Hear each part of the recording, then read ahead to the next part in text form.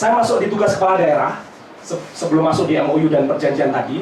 Saya tutup yang rezim keistimewaan itu. Tugas kepala daerah ini ada di Undang-Undang Pemerintahan Daerah yang terbaru. Salah satunya adalah lagi-lagi memelihara ketentraman. Memelihara ketentraman. Jadi kalau memelihara ketentraman itu berarti kalau warga pesisir itu tentram gitu ya, sudah bisa bekerja, pemerintah itu tidak ngasih tanda petik, mesti ngasih pekerjaan ya, padahal itu hak atas pekerjaan diatur di konstitusi, ya harusnya kemudian juga dilindungi oleh negara ya. Ada faktanya di Gunung Kidul juga, di daerah Semen itu dikumpulkan oleh Pak Dukuh kalau nggak salah ya, kumpulkan katanya untuk pendaftaran tanah gitu, tahu-tahu kemudian hak milik itu kemudian dicoret, di-drop jadi hak pakai. Ini yang kemudian mestinya kemudian juga mari kita dialogkan gitu. Mari kita dialogkan agar kemudian ya karena Jogja ini bagian dari Republik, harusnya juga tunduk pada ketentuan di Republik, khususnya di Undang-Undang Pokok Agraria. Permasalahan pertanahan tidak terjadi karena legal standing atau kedudukan hukum yang tidak jelas. Selain itu, kedudukan keraton dan Pakualam sebagai badan hukum warisan budaya tidak jelas nomenklatur, status, dan kedudukannya.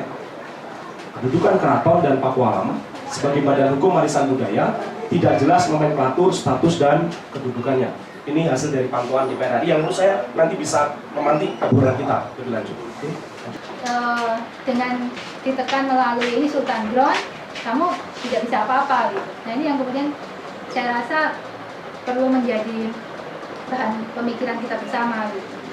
Nah kemudian kalau tadi terkait dengan pengelolaan dana keistimewaan, sebenarnya seperti yang disampaikan Mas Wahyu tadi, sebenarnya itu harusnya digunakan untuk kesejahteraan warga di DIY seluruhnya.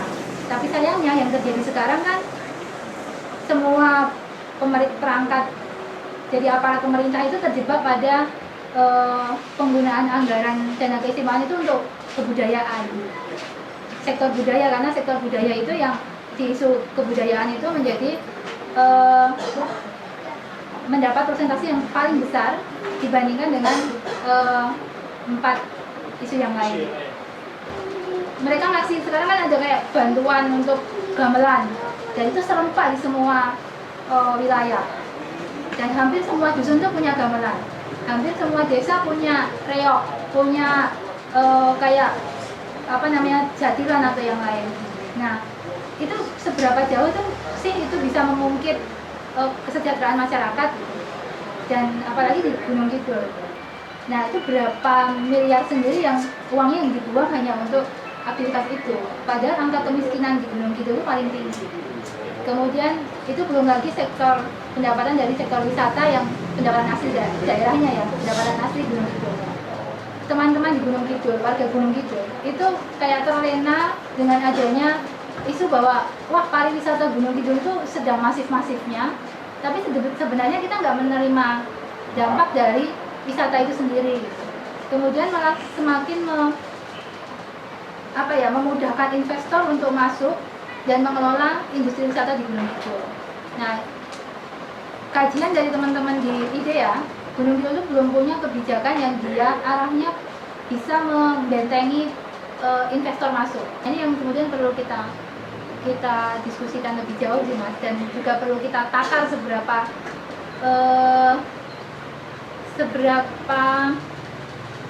komitmen sih gitu Pemda Gunung Kidul mengembangkan wisata yang dia berbasis masyarakat dan juga digunakan untuk sebesar-besarnya kesejahteraan rakyat. Nah, selain itu juga di 2 tahun terakhir ini yang kami lihat juga dengan adanya undang-undang desa, karena tadi Mas Eko juga menyampaikan undang-undang desa, ada banyak desa yang latah mengembangkan desa wisata di Gunung Kidul. Entah dengan BUMDes ya, dengan mekanisme sistem BUMDes ya yang sedang dikembangkan. Tapi itu kemudian kesannya seperti desa itu mencari-cari potensi yang kemudian bisa dikembangkan untuk desa wisata. Dan itu juga perlu kita lihat lagi, kira-kira itu siapa saja sih yang terlibat mengelola di situ? Apakah kemudian semua bisa seperti Ngelanggeran misalkan? Meskipun ya sekarang kita belum tahu sejauh mana nanti teman-teman Ngelanggeran bisa sustain, tapi harapannya tetap bisa konsisten seperti ini. Ngelanggeran bisa menjadi potret desa yang mengelola desa wisata dengan baik. Bagaimana kemudian keuntungan dari situ digunakan untuk kesejahteraan masyarakat. Tapi kita juga bisa berkaca misalkan dari kasus Indo yang kemudian terjadi pertarungan soal sumber daya. Nah ini kan kemudian perlu kita tilik lebih jauh. Jangan sampai karena pemerintah Pemda Gunung Kidul itu yang memasifkan isu wisata untuk kesejahteraan rakyat, tapi sebenarnya itu hanya untuk membuka peluang bagi investor, kemudian bisa-bisa juga latah ke arah situ. Kemudian mereka akan jadi korban, ya korbannya ya masyarakat sendiri. Itu sih mungkin yang awal dari saya. Berkumpulnya para investor-investor di seminar kemarin dan Bading juga ikut di situ. Tapi kemudian ketika kita lihat hari ini tanggal 7 Januari itu ada isu penertiban di 4 pantai. 4 pantai di ini Sadranan, Sepanjang dan Sehili. Indrayani belum. Nah, kami istilahnya berinisiatif kemarin untuk bagaimana kemudian mengumpulkan 4 warga ini yang kemudian kita ambil satu kesimpulan bahwa masyarakat ini belum siap untuk memperjuangkan haknya, itu pun tidak siap. Sekarang saya tanya dari yang diakui pemerintah antara 26 pantai yang dibuka itu, adakah peran pemerintah dalam membuka pantai itu? Misalnya kita ngomong, saya cross check Sepanjang ini dulu pantainya yang buka siapa Pak? Wow, warga. Pemerintah ngapain? Nggak ada. Sampahnya yang ngelola siapa? Sampahnya saya sendiri yang ngelola, nanti saya bayar. Artinya nggak ada keberpihakan selama ini. Tapi kemudian utuk-utuk pemerintah ini menggusur itu, menggusur. Artinya ini kan sebuah hal yang lucu gitu. Kalau aku lucu ya.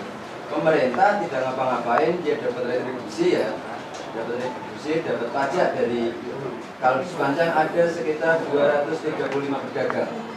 Itu setiap bulannya itu ada yang 100 ribu ya, dan 100 ribu, 200 ribu seperti itu. Mereka hanya mengandalkan uang hasil jual di tanah itu yang mungkin beberapa tahun akan habis gitu. Dan prediksi saya banyak masa buruh itu kemudian transmigrasi ke Sumatera, Kalimantan, ke Papua dan sebagainya. Ini yang terjadi Bantul gitu. Karena Bantul harga tanah mahal gitu. Buruh itu nggak cukup untuk beli tanah beli tanah 300 meter gitu, untuk buat bangun rumah 100 meter nggak cukup. Bantul loh gitu. Sehingga banyak masyarakat Bantul kemudian tidak ke Sumatera dari tanah itu. Nah, Gunung itu jadi menurut saya juga kita kemudian menyadarkan masyarakat untuk kepanjangnya, karena ini juga menyangkut nasib anak kita gitu. Termasuk dampak sosial yang lain, termasuk HIV/AIDS misalnya. Mungkin kawan-kawan dari KBI bisa bercerita itu. Saya barusan kirim oleh kawan dari kantor itu, dia itu 3.300 sekian menderita HIV. Saya lihat nih begitu tahun kemarin kalau nggak salah 700-an ya. Nah, bisa jadi tahun ini 2 kali lipatnya, gitu. Ditambah dengan pariwisata yang cukup naik, tanpa kontrol, gitu, tanpa kontrol dari pemerintah terkait dengan dampak-dampak negatif itu. Saya khawatir gitu. Pariwisata tidak lagi kemudian membuat masyarakat Gunung Kidul sejahtera, tapi terbebani oleh masalah sosial, masalah kesehatan, gitu. Dari lahirnya berkembangnya bisnis pariwisata. Dan sekali lagi yang menikmati siapa? Juga masyarakat, investor, dan juga oknum-oknum pejabat, dan mungkin juga oknum-oknum aktivis. Sekarang ini sebenarnya apa ya? Zamannya sudah mulai berubah. Jadi kalau di wilayah selatan seperti pantai itu kami sering menemukan bahwa mereka dari luar Gunung Kidul itu datang, mereka menginap dan mereka kayak tenda goyang kayak gini loh. Jadi mereka nyewa tenda, nginap di situ, mereka melakukan hubungan seksualnya di situ, atau bahkan bisa jadi saat mereka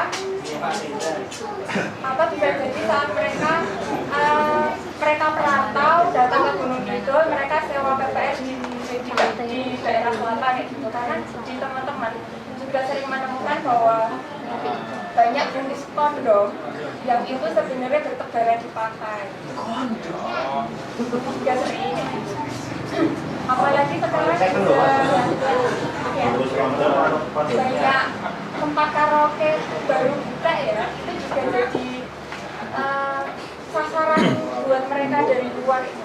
Kalau di teman-teman remaja, kebanyakan mereka bukan karena mencukupi kebutuhan hidupnya untuk sekolah atau kepentingan lainnya, tapi itu juga sudah mulai berubah bahwa mereka mencukupi karena gaya hidupnya. Terkadang sekarang kita sudah pegang gadget nih kebanyakan. Nah di teman-teman remaja, bahkan teman-teman SD pun mereka juga sudah pegang gadget, tapi mereka juga berpikir, oh gimana cara beli gadgetnya. Nah itu juga jadi salah satu alasan mereka teman-teman remaja.